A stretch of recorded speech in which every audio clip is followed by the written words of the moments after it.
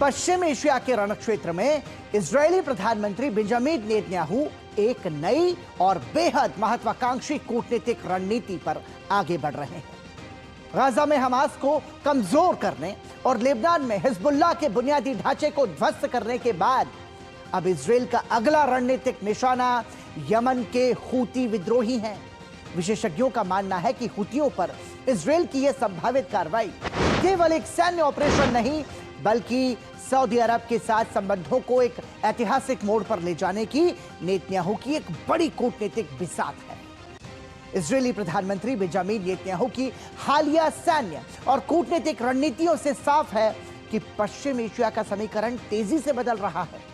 Lebanon में Hezbollah के शीर्ष नेतृत्व और ठिकानों को भारी नुकसान पहुंचाने के बाद इजरायल अब यमन के हूती विद्रोहियों के खिलाफ निर्णायक कार्रवाई की तैयारी में है।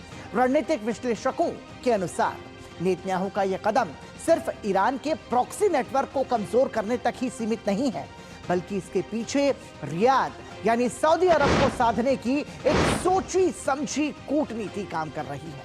दरअसल सऊदी अरब लंबे समय से यमन सीमा पर एक सुरक्षित और स्थिर माहौल चाहता है। इजरायल द्वारा हूतियों की कमर तोड़े जाने से सऊदी अरब की सबसे बड़ी सुरक्षा चिंता का समाधान हो सकता है। नेतन्याहू भली भांति जानते हैं कि यदि वो सऊदी अरब को हूतियों के खतरे से मुक्त कराने में मददगार साबित होते हैं तो रियाद के साथ कूटनीतिक संबंधों को सामान्य बनाने और एक ऐतिहासिक समझौते पर हस्ताक्षर करने का उनका पुराना सपना हकीकत में बदल सकता है।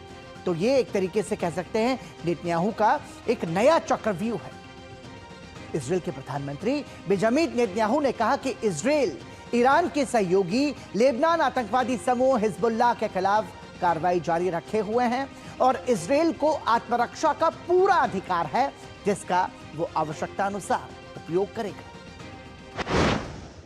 לאחר שאיראן תקפה את ישראל, הנחיתי את צה"ל לתקוף מטרות צבאיות וכלכליות ברחבי איראן. גם את זה עשינו. כרגע האש בחזית הזאת נצורה, כי אחרי שהקינו במשטר הטרור בטהרן, הוא חדל מלתקוף אותנו.